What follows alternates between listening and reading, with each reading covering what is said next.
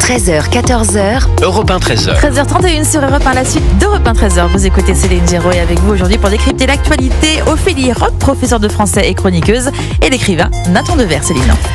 Et cette information, on en parlait il y a quelques instants, le guide suprême iranien, l'ayatollah Ali Khamenei, a donc exclu toute reddition de l'Iran à laquelle avait appelé la veille le président américain Donald Trump. Au 6e jour de la pire confrontation militaire entre Israël et l'Iran, le dirigeant iranien a aussi mis en garde les États-Unis contre toute participation directe au conflit, une éventualité qui nourrit les spéculations. On va écouter tout de suite l'ambassadeur israélien en France qui a réagi à une éventuelle intervention américaine en Iran. Il était sur TF1 ce matin. C'est un choix des Américains, ce n'est pas quelque chose qu'Israël demande. Pas officiellement, mais non, ça fait partie... ni officieusement. Nous avons demandé de l'aide des États-Unis à la défense, et les États-Unis sont venus à notre aide pour la défense des cieux israéliens, mais nous ne demandons pas leur participation aux offensives. Si les États-Unis décidaient de rentrer dans cette guerre, ça la raccourcirait. Tout simplement. La raccourcirait, ça rendrait les choses plus simples. Vous restez sur un objectif de plusieurs semaines, un objectif assez court. Oui, mais ça peut être encore réduit. Voilà, la tension est montée d'un cran, Nathan Dever, ces dernières heures. Oui, alors il y avait un seul point sur lequel Israël pouvait avoir à un moment besoin de l'entrée américaine dans le conflit, c'est la centrale de Fordo qui est enfouie sous une montagne et qui n'était pas accessible par les bombes israéliennes, donc ne pouvait pas détruire les infrastructures nucléaires qu'il y avait dessous. Mais Israël a fait savoir, selon le Wall Street Journal ce matin, qu'ils avaient un plan désormais pour détruire par leurs propres moyens, sans avoir besoin des bombes américaines, cette centrale. La vraie question qui se pose, et personne ne peut savoir, c'est est-ce que les conditions sont réunies immédiatement pour que le régime s'effondre. Parce que ça, en fait, ça accélérerait totalement la suite de la guerre. On voit aujourd'hui que le régime iranien a été décapité, que toutes ces grandes infrastructures sont attaquées et bombardées les unes après les autres, notamment les infrastructures répressives, celles des polices anti-émeutes, celles des gardiens de la Révolution, celles de la télévision nationale, qui est un lieu de propagande. Donc la question va se poser de savoir si là, un soulèvement peut avoir lieu ou un effondrement immédiat du régime peut avoir lieu. Là où Emmanuel Macron disait le risque de chaos, c'est qu'il peut y avoir une crainte aussi, c'est que le régime se ressoude. Il y avait eu la guerre Irak-Iran, quand l'Irak avait attaqué, enfin quand la guerre avait commencé, eh bien le peuple iranien, qui pourtant était réprimé par ce régime, avait été ressoudé dans un sentiment nationaliste.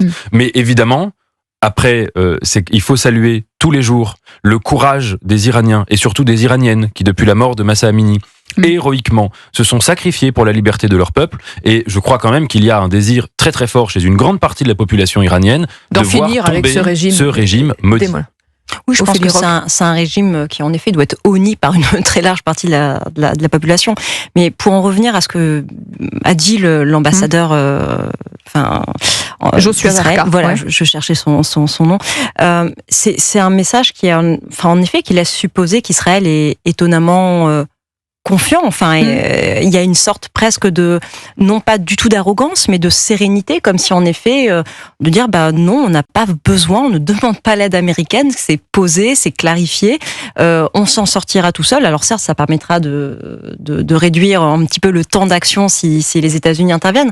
Les États-Unis ont en leur possession cette fameuse bombe, puissante bombe anti-bunker GBU 57, qui pourrait justement atteindre ce site enfoui de Fordo, principal complexe d'enrichissement d'uranium. Mais je pense que les Israéliens, même s'ils ont construit leur défense avec les États-Unis, sont tellement habitués, j'ai presque envie de vous dire, à être seuls, un petit peu comme cette histoire d'île, être seuls face à tous les voisins qui l'entourent, qu'ils ont une grande capacité de résilience et qu'ils ont une sorte de sérénité dans les actions qu'ils mènent. C'est-à-dire que, en effet, quand on écoute, alors après c'est aussi une posture politique. Vous avez entendu l'ambassadeur aussi israélien aux États-Unis qui disait il y a quelques jours qu'il préparait une surprise pour jeudi ou vendredi. On les sent plus puissante que celle des beepers. On les sent assurés. Enfin, on a l'impression, en tout cas, si c'est quelque chose de l'ordre de la communication, c'est très bien mené parce qu'on a le sentiment qu'ils savent exactement où ils vont, qu'ils y vont. Si on les aide, tant mieux. Si on les aide pas, ils continuent à faire.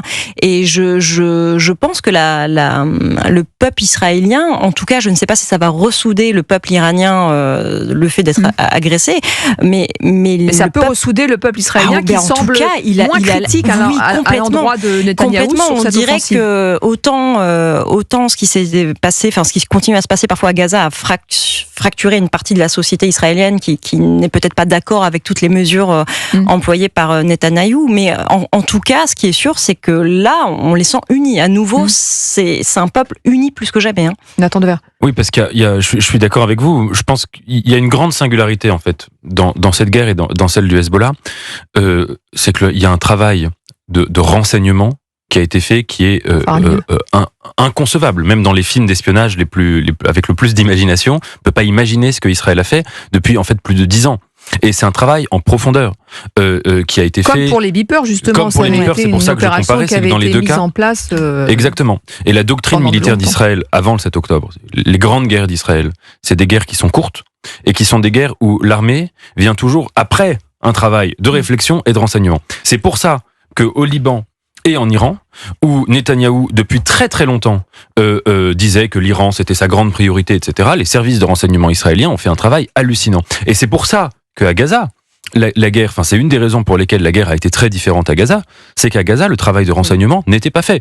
Ils n'ont pas pu prévoir le 7 octobre, et puis après le 7 octobre, ils ont eu les plus grandes difficultés, en tout cas au début, à avoir du renseignement précis sur où étaient les otages, où était un tel, où était un autre, etc. Et donc, il s'est passé quelque chose dans la manière dont cette guerre a été faite par surprise, juste un événement. Oui. L'état-major de l'armée de l'air iranien, le soir de l'attaque israélienne, ils vont se réunir, ils font une réunion d'urgence. Et en fait, ils se réunissent dans un endroit sans savoir qu'ils étaient infiltrés de l'intérieur par des gens du Mossad qui leur avaient dit de faire une réunion. Ils se sont tous pris la même explosion et ils sont tous morts en même temps. Oui. Vous voyez, c'est des choses comme ça, c'est absolument incroyable. Et ça rajoute une guerre psychologique où aujourd'hui les Iraniens ne savent plus, parmi leurs propres rangs et chez leurs élites, qui travaille pour eux et qui travaille en fait pour Israël. Alors, que va faire Donald Trump? On va en parler. Le temps d'écouter Friedrich Merz, le chancelier allemand, qui s'est exprimé hier au G7 sur une chaîne allemande, et il soutient les frappes israéliennes sur l'Iran. Israël fait un travail ingrat pour nous tous. Nous sommes également affectés par ce régime. Ce régime des mollahs a apporté la mort et la destruction dans le monde, avec des attentats, avec des meurtres et des homicides, avec le Hezbollah, avec le Hamas le 7 octobre 2023. Cela n'aurait jamais été possible sans le régime de Téhéran. Je ne peux que dire mon plus grand respect pour cela à l'armée israélienne qui a eu le courage de le faire. Autrement, nous aurions peut-être continué à avoir pendant des mois et des années la terreur de ce régime. Et puis possiblement avec une arme nucléaire en main. Et se pose maintenant la question de l'intervention de Donald Trump qui enchaîne les messages un peu contradictoires. Il appelle à la diplomatie et là la menace est plus franche, on peut le dire. Et je rappelle qu'il s'était présenté comme un faiseur de paix au moment où il avait été élu et ça avait contribué à le faire élire. Alors aujourd'hui la question c'est, va-t-il entrer en guerre ou va-t-il être juste un appui logistique à Israël? Pour l'instant, je pense qu'il n'a pas de volonté réelle d'entrer en guerre, en tout cas dans les heures qui viennent ou dans les journées qui viennent.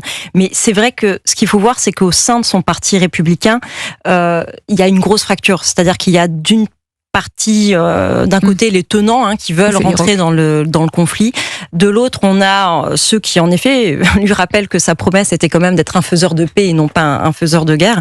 Je pense que tant qu'aucune base militaire américaine n'est attaquée sur le sol iranien, il peut se permettre de ne pas y aller. La vraie question qui se pose, c'est que si jamais l'Iran passe cette limite, je pense qu'il sera obligé d'intervenir. Donc, est-ce que le régime iranien il demande une capitulation inconditionnelle. Mais une injonction qui est rejetée d'un revers de la main. Il peut le demander. Mais je pense que déjà, il sait, par rapport à ce qu'il avait promis aussi de mettre fin à la guerre avec Poutine en simplement un claquement de doigts, je pense qu'il se rend bien compte qu'entre ses désirs et le monde tel qu'il est, il y a parfois un franchi qui est quand même très très long. Je crois que les contradictions de la position de Donald Trump, elles doivent être remises dans la perspective de ce qu'a été la politique américaine depuis que Netanyahou est au pouvoir en Israël. Obama a voulu négocier, il a fait le fameux traité sur le nucléaire iranien, auquel Netanyahou s'opposait corps et âme. Il était allé jusqu'à défier Obama au Parlement américain en faisant un discours contre Obama à quelques mètres de la Maison-Blanche. Et Donald Trump est arrivé au pouvoir avec 2 messages contradictoires. Le premier message parle en 2016.